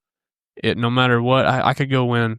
If everything turned around today, I got the right horses and everything, me and Caden go win 5 in a row. When that's over, it don't matter. So I've had a pretty good perspective on things like that for a long time. So I think it was easier for me to show up there because in a sense, I wasn't as nervous as maybe I should have been. I didn't think. Then I'm like, oh yeah, it's just NFR. Like, I'm so happy to be here. I cannot believe I'm here. But, when this is over, life's going to go on. So you'll either try to make it again or it won't happen and it'll be done. So just enjoy it. But dude, when I got in that tunnel right there, and especially because I wasn't like first out, I didn't get to go, I was 7th or 8th in the world. So I'm mid-third, 2/3 of the way down the pack, just watching these guys go. Oh man, I got nervous. But we got by. I was dead set on not trying to place in the first round, getting out of the barrier, turning a steer, and getting momentum growing. I knew if I could catch the first steer, get momentum rolling, set my horse up, show him what I wanted the first night, we'd be sweet. First one, I got nervous. I started thinking about the 45-second clock. Yeah, I probably that'll nodded. get in a guy's head, won't it? I Holy probably smokes. nodded 12 seconds in, but I thought I was for sure an hour and a half. So when does it start? When they close the gate behind you? When they close the gate behind you, so when you clock walk starts. when you walk in and they shut that gate, the clock starts. You have 45 seconds to nod your head. Yep. And I can't remember what the fine is. It used to be $250 a night. Is it $250? But it doubles. When you start messing up, every time you mess up, it doubles. And what it used to be when I was there when they first started it, when you would ride the back of that box and back up, it didn't matter if the steer's freaking head was not right at all. Yeah, they changed. Now they at least stop. They watch the steer's head. If the steer's head's looking, the clock's on. If he's not looking, they stop it. Yeah, exactly. Back in the day, that wasn't that way. So you're just waiting for that small little window when this sucker's just somewhat. You hope then that when he's looking, your horse is looking. Yeah. And it seemed like it was like a virus in there because like my horse would look and then the steer wouldn't look. And then when the steer looked, my horse wouldn't look. Then it was infectious because now my horse is finally looking. Yeah. The steer's head's finally looking. Now my heeler's not there. Yeah. Like he turned around, I'm like, gosh, that $250. Exactly. Come on back, try it again tomorrow night. We'll get you for 5 more nights. Try there, yeah. Let's see if we can get you for 5. Oh, it was nerve-wracking. That is something that can get in a guy's head quick. Yeah, it happened to me fast. I got in there, man, and I doubt. I mean, like I said, I bet the TV camera didn't even hit me. I nodded so fast, but I thought I was in there forever. I was panicking, and I ended up waiting. And I thought, I got to nod. I got to do it. Yeah. He was just kind of like, 45%. He was probably at a 45 angle. He was kind of looking, but not really. And I thought, I got to nod. I got to get out of here. And I nodded, and that sucker turned his head to the right. I pulled, was late, threw it straight down his back, wiped him out. He was hard to heel. Chase healed him 4-5. I think we won second the first round. That was not how mine went. And it was like, all right, we're good. And then it was like, I went out the back of the arena. I was like, that's not at all how I planned it. And I'm like, tomorrow night, I'm going to take a deep. I did. I backed in there. Deep breath. Pressure this that is gonna first be one good. is going to be an off. I went 5-1, didn't place. Mad as hell. Rode out the back end, said, screw it. I'm not riding my horse towards the steer the rest of the time. And we were 3-9 the next night, and then it just went from there. Found your recipe. Yeah. Yeah. Yeah, that's fun, man. And I tell you what, too, I remember back in that's like the crowd. Like you could, like I remember one time following Wade Wheatley and Kyle Lockett, and they run 1-4-3, and back then, like that was tight. Like, gosh, dang, it was so fast, and it was just like, I could barely get a glimpse of it behind that black curtain. But when they hit, just because you could feel the vibration in that tunnel from the crowd. I'm getting chills right now thinking about it. So cool. But yeah, it's so cool, man. There's nothing more that throws you off your game or what your plan is more than like. Luckily, I didn't have to do it this year, but I did have to follow JC. Well, JC got on a roll. He was throwing in the box every time, sticking it on them. Then they were reviewing it half the time out there. So then they're telling me like, then the rules like, hey, if we're going to review something, you don't ride in the box. And then they're reviewing it and they're like, hey, you're up, you got to nod. So just pro rodeo, but yeah, it is. I remember one year, I forget what year it was, man. It was like, I don't know, 2009, 10. I forget which one it was, man. But I was notorious for just, I had to bounce them off the back end. It wasn't that sad, but I wasn't fast, Like I was using my horse, set up a run, stay in the average, win money in the rounds, like pluck, And heck yeah, I think one time I was clean 7-3 at the NFR. That's hard to do. It's hard to be 7-3 at the NFR clean. You know what I'm saying? Like, and I remember, and everyone was giving me so much heck about not reaching. I was kind of getting a complex of it. Well, I was standing up here with Chad one year before the NFR Masters up here, and we were going to North Side.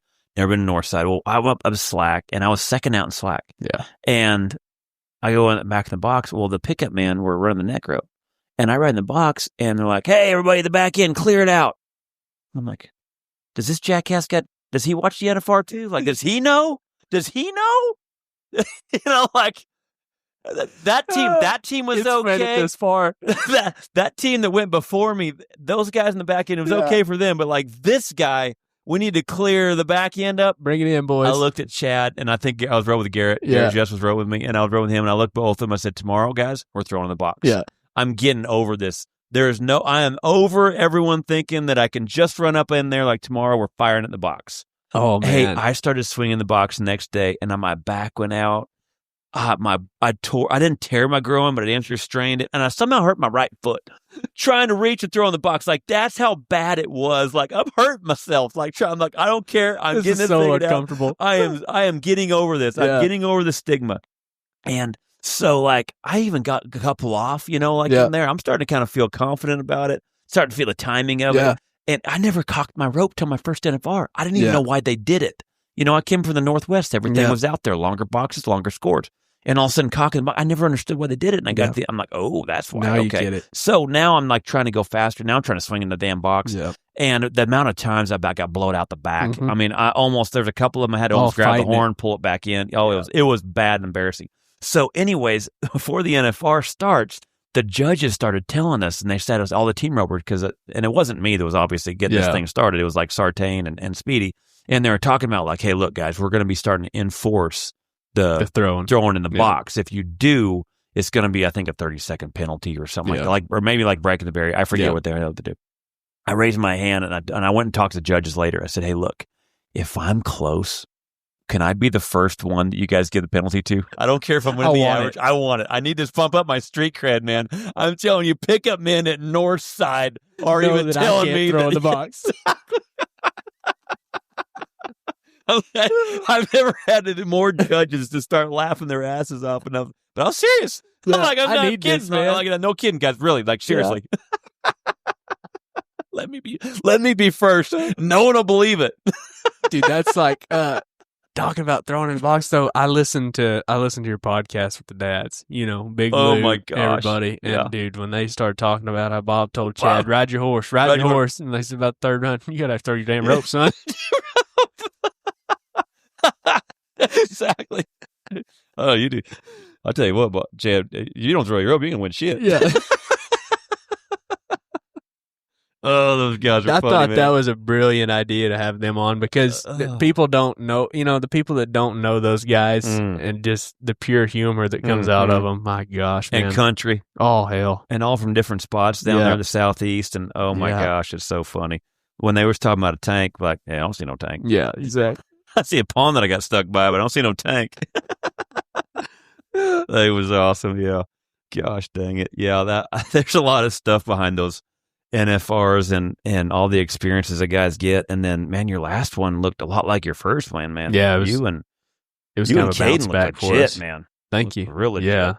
Man, horses looked good. The run looked good, man. He looked like a dang veteran back there. Yeah, he did, man. I wasn't surprised. He's at that, that kid's kind of got that mentality, but the stage doesn't bother him. He's made it. He's one of the guys that doesn't overthink it. It's been pretty natural to him, and it's really simple. And he don't overthink any situation of it.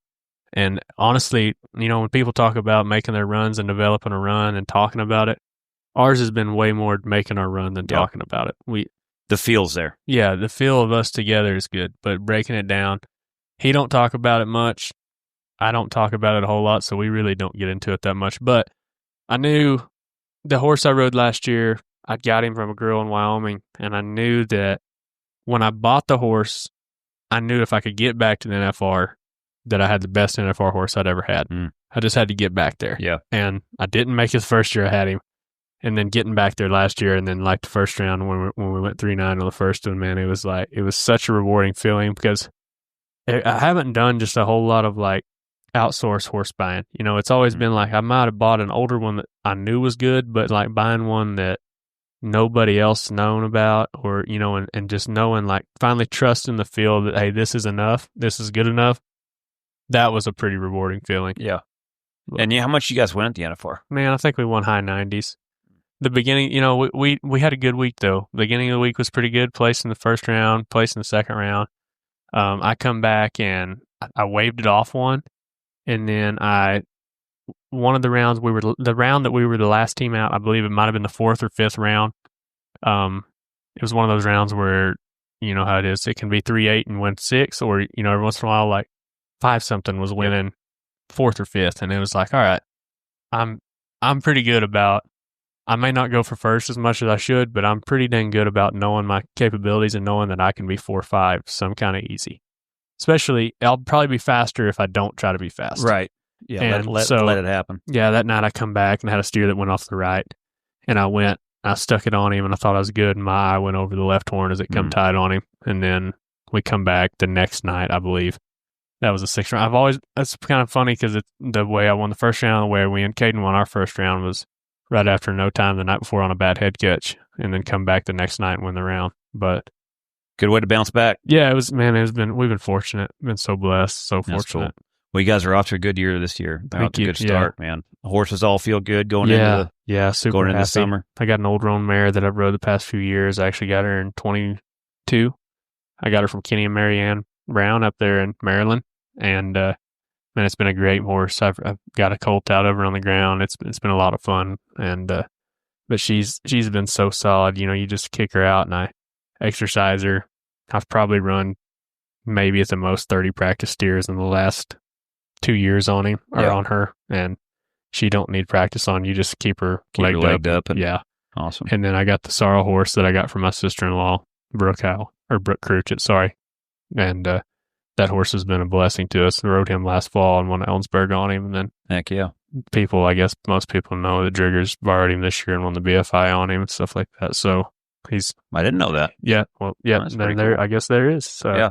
Yeah, I was in the process of... I always think Driggers riding one of his because I think he's got like 90 head over there. Yeah, exactly. But we had made the short round at Austin, and short round at Austin was over the BFI this year, and I was third or fourth call back at Austin, and we hadn't had a great winter, really. I mean, it'd been decent, but needed to win, and kind of decided, man, let's just stay here, and we'll rope, and they'll have the BFI again next year. We'll be good. And kind of sucks to sacrifice that, and especially when you're sitting there and you watch it. And I watched the horse that I was fixing to go rope on there, win the BFI and win $70,000. And you're like, man, I might should turn that sucker out at Austin, but it'll all work out the way it's supposed to. It will. Yeah, you got it roped good over there, man. You guys are having a great year. You guys run looks good, man. Thank you. It's always hard. It seems like this time of year too to get your mind right in the fact of trying to practice, trying to get everything geared up, trying to get the cattle gone because you're fixing to be gone all summer long. Get your house right, get your rigs right, get everything gathered up, try not to forget everything. It's a busy this time of year. Yeah, I was at the vet this morning just, we're leaving next week, and it's, it's a fine line of like, you don't want to wait too late in case you need something for them, but you also don't want to mess around and do it early and then something happened to him. I don't know. I thought it worked out great. I'm fixing to go to Oklahoma for a couple of days to see my mom drop the rest of the horses off that I don't need at my house for the summer. Good. And she'll take care of them for me. So I got them in at the vet, and then heck, we got I got the trailer in the shop right now, and I'm going to get the truck looked through next week before we take off, and we'll be ready to roll, I hope. I mean, that's the thing you always hope too, is that it always seems like the day before you're going to get it like, hey, we found something on here. And then you're like, crap, now I'm going to be all night getting this thing ready. And hopefully it's done before you have time to go. They end up helping you and doing a good job, but they don't get done until 6:30, and then you're packing at 3 a.m, and it's like, hey, we need to leave at 6. Or you want to just go? And then something goes, and we've had this. Then we take off next morning that did get fixed, and then you have to go back, and then now you're almost getting turned out. Yeah, it is for a lot of guys that don't know like what it's like to try to get ready for the summer, man. It's a lot. It's a lot. Yeah, that one year I was in the process of getting a new trailer, so it was just bounced around, and then the trailer got done. We flew back to Pecos. I got the trailer. We went to Pecos that night, roped at Pecos that day. Next day, Greeley on the way. It was a one-header that year. Went there, and then as soon as we roped at Greeley, we took off. Chase and I were driving. I hadn't had the trailer 48 hours, brand new. I mean, it's nice. I custom ordered it. The first time I've ever done that. Like, man, I'm excited. we went under an overpass he was driving, and it was too short, and just ripped the top of it off. And it's just like, it's just rodeoing, man. I mean, it's stupid, but it's rodeo, and it's going to happen to you whether you're trying to pay attention or not. Yeah. So, yeah, there's a lot out there. What about getting geared up for ropes? Because like I know in the summertime, like I would always kind of keep some different lays in there and stuff like that. And I know also some different lines of ropes. Some I know would take the heat. Yeah. Some I know don't. You know, so what is kind of the line of ropes and what lays are you gonna have in your trailer going out for the summer? Midway through the season, I'll probably panic and order something I don't need. Call George and tell him I need a GT4 or something like that, which are great ropes. But I'm gonna try to do a good job of just sticking to the power line. I know it works, and I know that the tip, everything, the weight of that rope is exactly what fits me good, and it fits a lot of us good. That's the reason there's a lot of guys using it. But it's light enough that I can get it around my head good, and it's heavy enough that I can feel my tip even when it's windy, and I never have to deal with that. But I got some. I have some that are extra softs that I ordered a while back that are going to be, I'm hoping, through just waiting them out through a month or two, are going to be stiffening up. And then I have some extra soft, in between extra soft and softs that I bought from George, and he tied them all pretty straight, some of them with a little backswing. For the most part, you know how it is, the heat's going to be hard on them, so I try to keep them as straight as I can. I don't like backswing, and I don't like a lot of kick. I like a rope that I feel like it's just starting to open the door. They're just creeping open. They're just a little tiny bit of kick. It's helping you turn it over, but I don't. And that's hard to be that way and be getting everything perfect in the summer. But we keep ours, like I keep mine in the trailer a lot. It makes a cluster, and it makes it kind of nasty sometimes, and it sucks. But when you show up and you pull them out and they feel good, and then I powder them some. Peyton and them, they used to do that a lot, and they got me doing it some. And Shayla's got a lot of powder for them breakaway ropes, so I steal some and powder them. But I like a soft too, but for the most part, man, everywhere we've been going, and these steers have gotten pretty small, especially throughout the start of the year. I don't like waving it off is my arch enemy. That's what I don't want to wave it off. I'll try through the neck, but most of the time, if my rope's soft enough, I don't wave it off a lot. And it's got to have just enough body you can reach with it, but then it can't be too stiff that it comes off. Yeah, that's where I feel like the in between the extra soft and the soft's really my honey spot right there. And I feel like the extra softs that I ordered earlier on are going to be stiffening up as they go, because over time, when you let them sit, people, they're going to stiffen up if you let them sit for a while. So I think everything should be good, but the good thing about it, man, is they're between us, me, T. Wade uses the power line. He uses extra soft. I've got a couple from him before. My buddy Brad Kreitz, he's using them now. So, everybody's kind of got a little different feel. If we got some stuff that's working, we're not above bouncing some between each other and seeing if we can help each other out. Because everybody wants everybody to win. And I tell you what, too, sometimes it's good just to feel what other guys are using. Yeah. I've done that with Clay Smith. He was a guy, man, I studied so much back in the day, and and I'd swing his rope, and I just called George. I'm like, first of all, I love how it goes on, and second of all, I did swing. Can you send me? Can you send me his right hand? Also? Yeah, exactly. I need the way he's putting it on. I need his glove and that rope. Yeah. While you're at it, the saddle, the horse, and the trailer won't hurt either. Let's just do the whole thing and try it out. Exactly. But yeah, I've done a lot where I swing them other ones, kind of getting that feel too. But and then and like I say, I study so much of those guys too, and you can just watch how their rope opens up when they first bring it up, and kind of feel what they feel. Yeah, and I can go too soft. This spring I went a little too soft sometimes, and I actually was pulling it off of steers sometimes, jackpotting, because I didn't have enough snap. It was dragging just a little bit, and I could not get it pulled tight all the way. It was just a little bit too soft for me. And whether that's actually the lay, or if I'm just speeding things up a little more than I was, or the distance between me and my horse and not getting, everything not just being real good distance and getting tight. But I've had that happen too. I tried to go a little bit stiffer, and I actually went to, and I really do. I joked about the GT4, but I like it a lot. And I'll keep every once in a while, I'll keep me a few of them around just to throw things. It's good for my confidence sometimes. If stuff ain't going good, just to have something different. I'm not going to change saddles or I got my stuff that I know works on my horses, keeps them working good, keeps them feeling good. I'm not going to change that, but I'll change a rope. Mine seemed like when I lose my feel, the power lines were so good with the weight. Yep. And the feel, like you get your swing back and your feel back. Exactly. And then I love the Tritons because they still had their body, but then they had just enough speed where it just kind of, it helped my swing get faster. That was the makes perfect sense. in-between rope that I think they not that everybody had to have it or needed it, but man, it was the perfect in-between rope. Because I love the spider on smaller steers, smaller horns, and cooler weather. Yeah. Like it just felt like magic, But then I didn't feel it as much in the summertime because I feel like a little more kick than I like. And then bigger steers quite hang on the horn as well. Like say, you just kind of find the little stuff that feels right and kind of matches. I mean, there's the guys like Driggers and them, they still use the medium softs, and I used them for a while. But like to me, the steers have gotten so much smaller, just the way my style is. And I think it's the biggest thing is just figuring out what you need. Like for the younger generation out there, don't try to do what everybody else does. If it's not work, try to identify. Like that's what I tried to identify in 2022 when I didn't, or 23 with Peyton when I didn't make it. My biggest miss was a wave off. I'm like, dude, that's the worst thing that could possibly be is waving it off. That means you're roping really good and not keeping it on the horn. So that's got to be fixed. There's so many things that can create a wave off. Oh my gosh, exactly. My goodness, it's like 10 cup. I'm clearing too early. I'm clearing too late. Yeah, exactly. My horse stepped or my horse let off. I had the gadgets on with my boxers and the wife beater on the trail, But I got, put my left foot on my right side. Yeah, put all your change in your pocket. Exactly right, man. It can get in your head quick. And sometimes it can be just a little bit of a lay of a rope, too. Yeah. That might just be a tick I think stiff. that, like, going down just a little bit, man, and then there's the happy medium, like we just said. I almost went too soft, and I was dragging it and getting some weird. I was waving it off by dragging it off because I couldn't get my rope tied enough fast enough. So there's the finding the happy medium. But, and I'm when I practice, man, I might use something that sucks. So I also am a realist. When I go back to the trailer, if I waved it off with a hard medium, there's a way I could have kept it on. Right. And you try to, don't just blame the rope and move on, Yeah. So. Well, with you being such a young kid coming up through, how you've been and where you've been to where you're at now, like if you were to go back and give a kid, advice, what advice would you give that young kid that's up and coming, that's wanting to make it out here? Man, you got to work hard at it when you're young.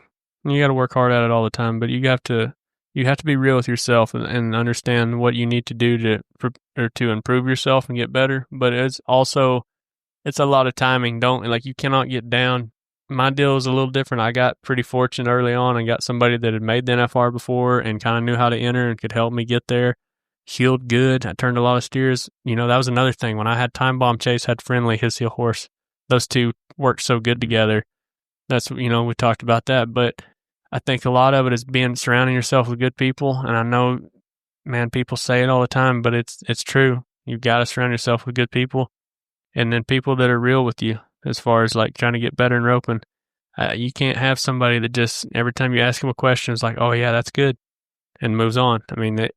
If it sucks, I want you to tell me it sucks. I don't want to hear it. Be real. Yeah. But you need to hear it. Yeah. And that's where, that's where like, if that hurts your feelings, you're not prepared mentally enough to even go rodeo at that point anyway. So that'd be a good test, honestly. If you ask somebody and they tell you what you suck at and you can't take it, you can't go over the 4th of July and miss 4 in a row and turn around and have confidence. No, you're going to turn the next one.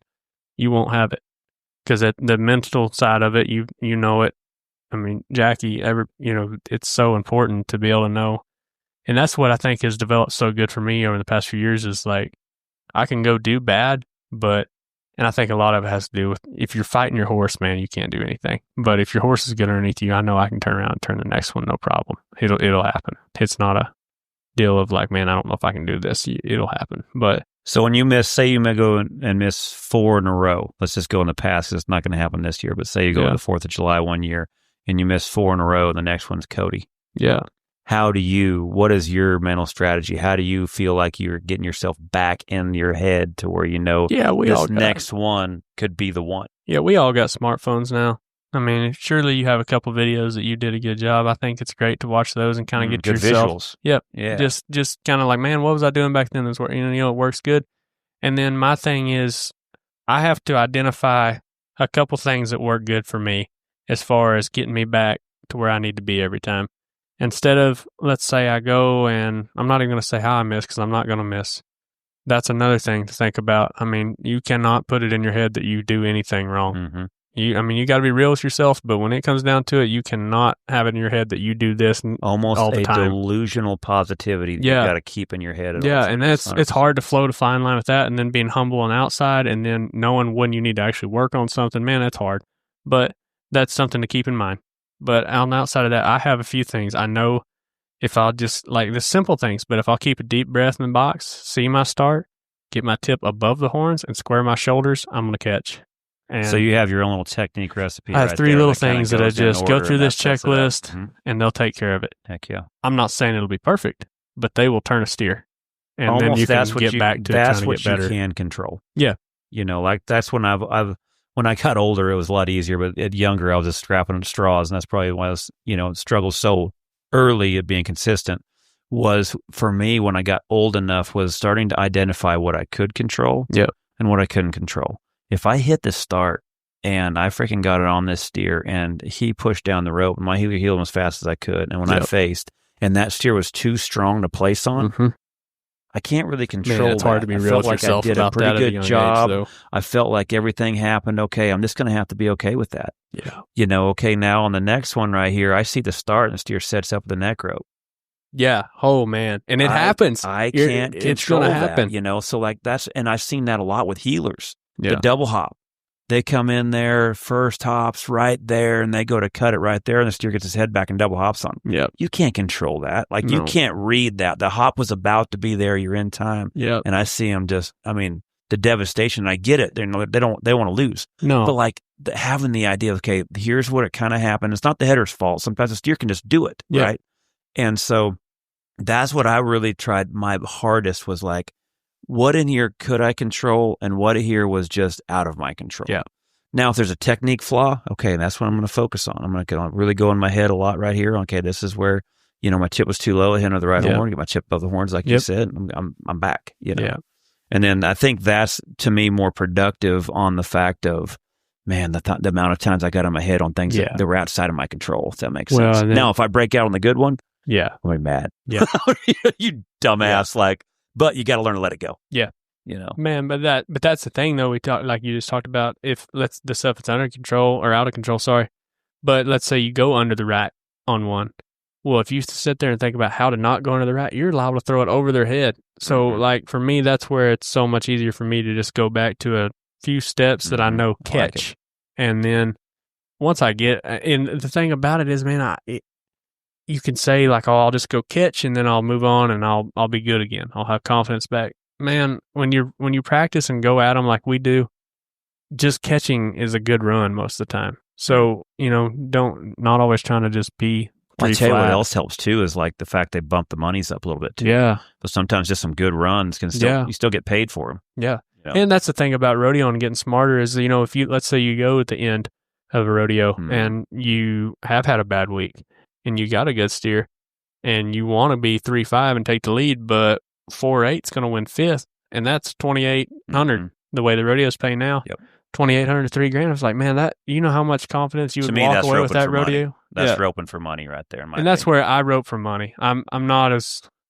There's definitely some times I should probably be more aggressive, but I've always been good about roping for money, and I'm proud of that. But I don't think you have to be that way. I don't think that it pays off all the time, but I've always tried to be smart about going and getting money when I need money and then moving on to the next one. And it's easier for me to go win $1,500 twice than it is $3,000 once. It's true.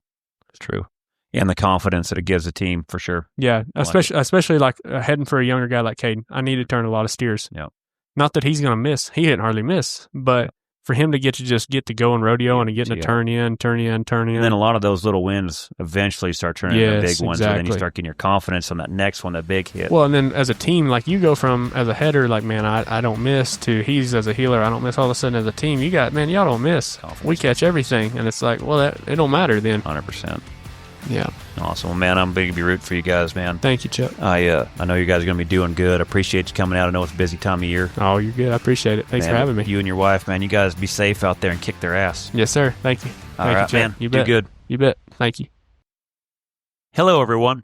If you've been wanting to get into team roping or improve your skills as a beginner header, now's your chance.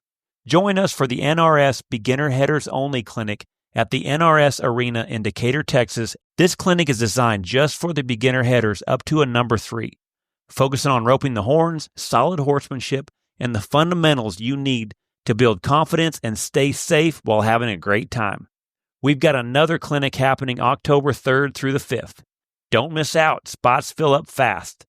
Head over to charlycrawford.training or check the podcast description to get the link to enroll. We'll see you in Decatur.